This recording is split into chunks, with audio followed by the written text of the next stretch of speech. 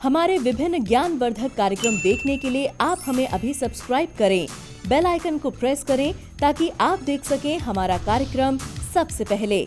और अधिक जानकारी के लिए फेसबुक पेज को लाइक करना न भूलें। जय मां इंद्राक्षी। इंद्राक्षी धाम में दर्शकों आप सभी का हम हार्दिक स्वागत करते हैं। आज के दिन जिन जातकों का जन्म दिवस है, मैरिज एनिवर्सरी है, उन सभी को हमारी तरफ से बहुत बहुत शुभकामनाएं। आज हम बात करेंगे कि कई बार बहुत ही बुरी किसी व्यक्ति की नज़र लग जाती है या टोक पड़ जाती है, जिसकी वजह से लंबे समय तक हम पीड़ित रहते हैं। ऐसी ही कुछ चर्चा और उसका निवारण इस कार्यक्रम में हम करने वाले हैं। आइए आज का पंचांग भी देखते हैं। 7 जनवरी, दिन बृहस्पतिवार, सन 2021, पौष मास, कृष्ण पक्ष, संवत 2077, तिथि नवमी है, नक्षत्र चित्रा, राहु काल 1:30 से 3, दिशा शूल दक्षिण दिशा।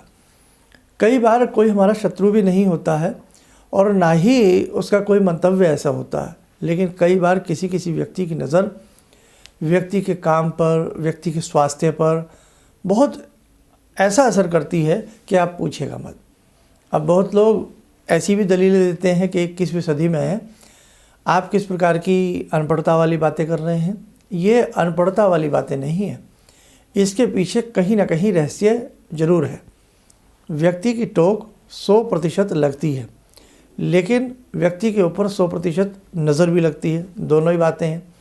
अब देखो, मैंने एक बार बहुत पहले एक कार्यक्रम बनाया था, नज़र क्या वास्तव में लगती है, नज़र उतारने के उपाय। आप हमारा वो विशेषांक भी देख सकते हैं, आपको उससे बहुत कुछ समझ में ज़रूर आएगा।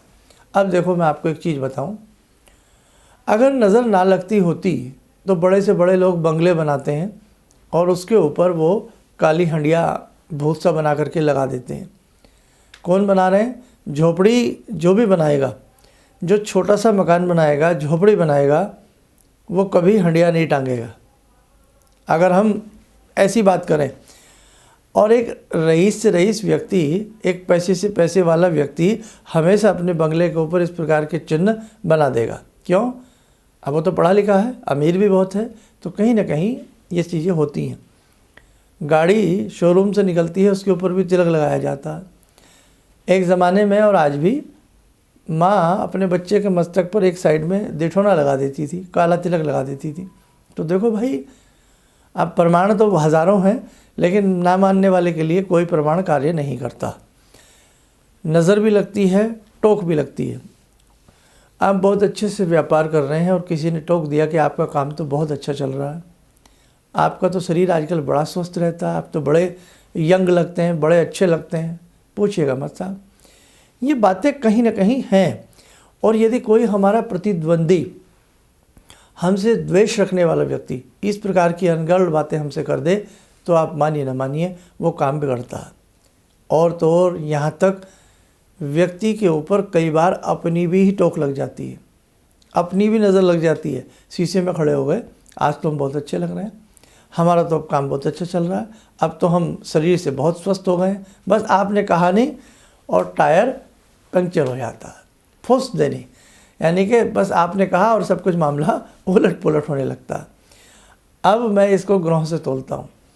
जिस व्यक्ति के जन्मांक के चंद्रमा बहुत कमज़ोर होंगे और जिस व्यक्ति के लगन के स्थान के स्वामी बहुत कमज़ोर होंगे, ऐसे व्यक्ति को नज़र बहुत जल्दी लगेगी।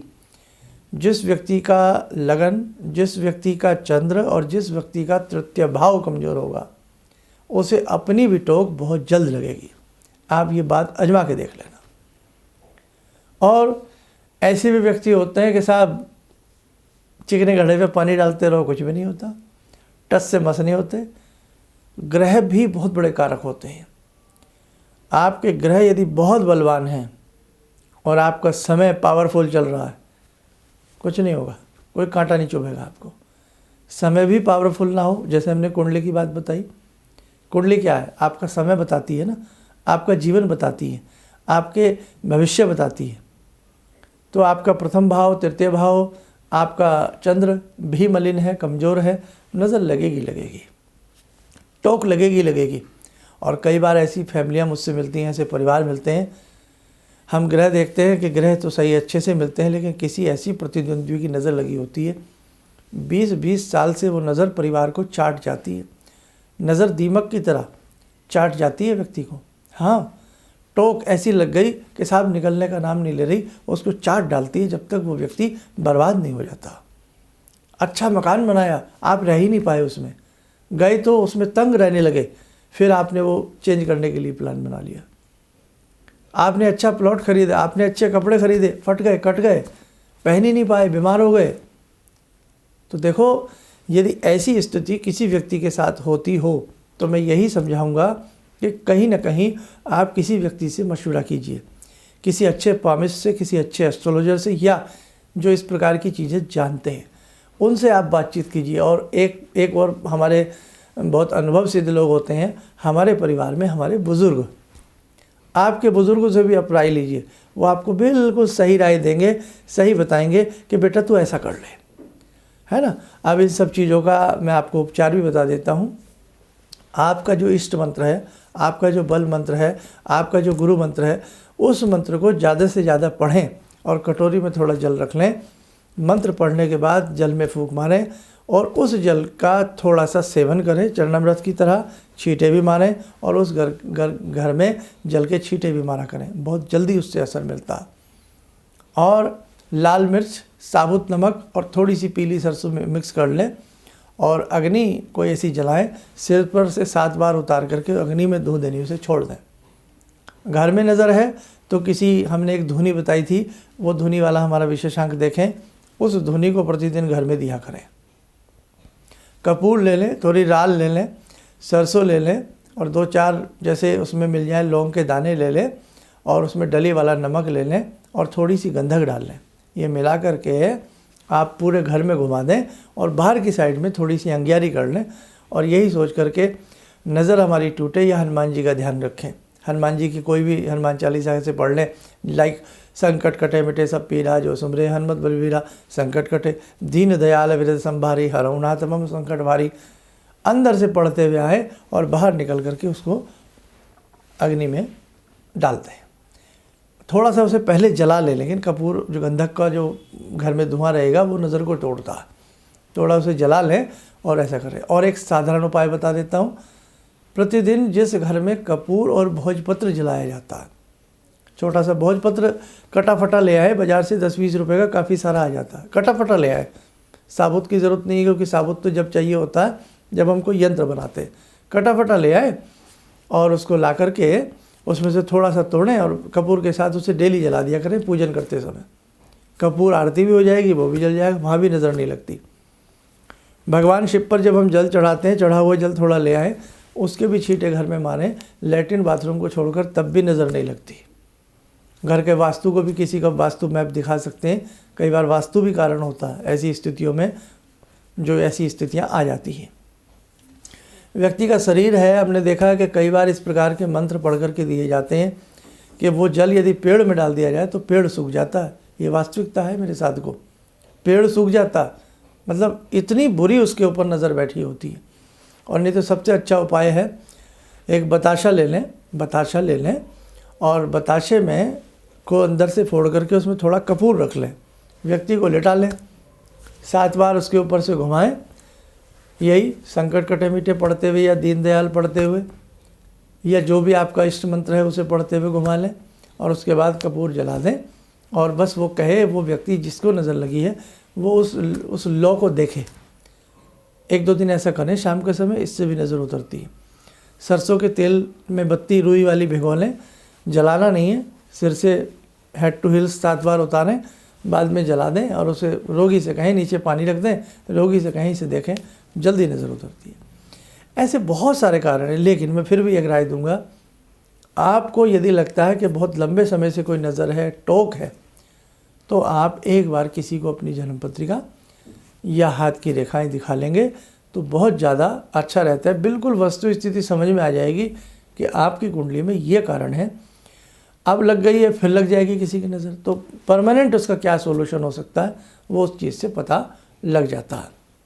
और भाई जाको राको साइयाँ मार सके न कोई, जिसका अपने परम पिता पर पूर्ण विश्वास रहता है, गुरु भगवान पर विश्वास रहता है, मंत्र साधना जो व्यक्ति अच्छे से प्यारे से ढंग से सदैव नियमित तरीके से करते रहता है, तो वहाँ उसका प्रारब्ध हो सकता है, लेकिन वहाँ नज़र या कोई कारण नहीं होता। जो जगजननी की सेवा में हर समय हाजिर रहता है, उनकी साधना उपासना करता है, भगवान भैरव की करे, शिव की करे, किसी भी इष्ट की गंभीरता के साथ उपासना करता है, वहाँ भी ये कारण नहीं होता। वहाँ हमें वहम होता है और वहाँ प्रारब्ध होता है। फिर हमारा प्रारब्ध ही ऐसा था कि हमें भोग भोगने पड़ रहे हैं। तो इसलिए ये भी ध्यान रखें, कई बार अंधविश्वास भी हो जाता है ना, कई बार रस्सी को सांप समझ लेते हैं हम लोग, ऐसा भी होता है। तो आज मैंने सारे पहलू थोड़े थोड़े आपको बताए। इस विशेषांक को ध्यान से सुने, समझें, कुछ ना कुछ बातें आपको समझ में ज़रूर आएंगी। आइए साधकों, समय चला आज की ध्यानमाला का। आज की ध्यानमाला में जुड़ते हैं हम भगवती माँ दुर्गा से। ॐ सिन्दूरारुणविग्रहां त्रिनयनां माणिक्यमूलस्फुरात् स्तारानायकशेखरं स्मितमुखी वापेन वक्षोरुवां पाणिभ्यामलपूर्णरत्नचषकां रत्नोत्परां बिभ्रति सौम्यां रत्नगटस्थरक्तचरणां ध्यायेत् पराम् अम्बिकां खड्गं चक्रगदेषु चापपरिगान् शूलम्बुशोण्डिं शिरा शङ्खं समदधतीं करे स्त्रीनयनां सर्वाङ्गभूषावृतां नीलासमद्युतिमास्य पाददशकां सेवे महाकालिकां यामास्तो स्वपितैहरो कमलजो हन्तुं मधुं कैटवं विद्युद्दामसमप्रभां मृगपते स्कन्दस्थितां भीषणां कन्या विहकरवालखेटविलसा धस्ताविरासेवितां हस्ते चक्रगदाशिखेटविशिखां चापं गुणं तर्जनीं विप्राणामलिलात्मिकां शशिधरां दुर्गां त्रिनेत्रां भजे। कवच बना लें, ध्यान करें, दुर्गा जी का आशीर्वाद हम सबके ऊपर बरस रहा है।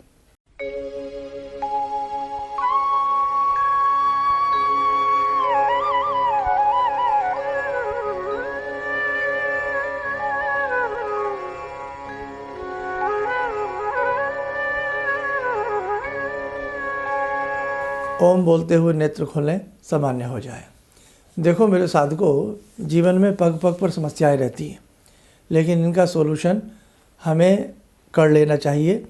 हमें बहुत ज़्यादा परेशान नहीं होना चाहिए, और हम कभी प्यार से सोचें तो इन सब चीज़ों का हल निकल जाता है। अगर संसार में कारण है तो उसका निवारण भी है, समस्याएं हैं तो समाधान भी है। सूचना जिन जिन साधकों की जन्म पत्रिकाएँ हमारे संस्थान में बनने के लिए आई हुई हैं, 99% सबकी भेजी जा चुकी हैं, क्योंकि कई बार काम थोड़ा हम भी व्यस्त रहते हैं, तो इस वजह से कई बार थोड़ा सा विलम्ब हो जाता है। तो सबकी जन्म पत्रिकाएँ हमने करीब करीब भेज दी हैं। 2-4 लोगों की, 10 लोगों की होंगी, जिनकी भी होंगी वो भी शीघ्र से शीघ्र हम भेजने का प्रयास कर रहे हैं। दूसरी बात, गुरुदीक्षा वाले लोग बहुत ज़्यादा बेसब्री से वेटिंग में हैं, तो चिंता न करें, वो कार्य भी ईश्वर की कृपा से शीघ्र आपका संपन्न होने वाला है। इन्हीं शब्दों के साथ हम अपनी वाणी को विराम देते हैं। जय माँ इंद्राक्षी। आपने कहा कि शरीर में कोई परेशानी हो, दैहिक दैविक भौतिक तापा राम राज नहीं काहू व्यापा।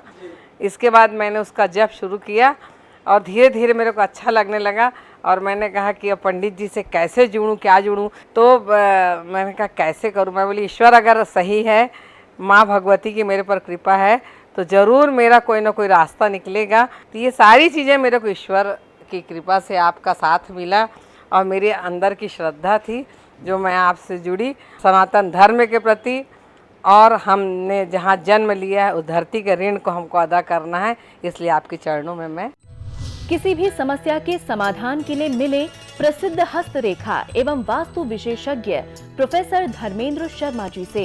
नोट: शिविर में भाग लेने हेतु एवं व्यक्तिगत रूप से मिलने के लिए कॉल करने का समय सुबह 10 बजे से शाम 6 बजे तक। हमारे विभिन्न ज्ञानवर्धक कार्यक्रम देखने के लिए आप हमें अभी सब्सक्राइब करें, बेल आइकन को प्रेस करें ताकि आप देख सकें हमारा कार्यक्रम सबसे पहले। और अधिक जानकारी के लिए फेसबुक पेज को लाइक करना न भूलें।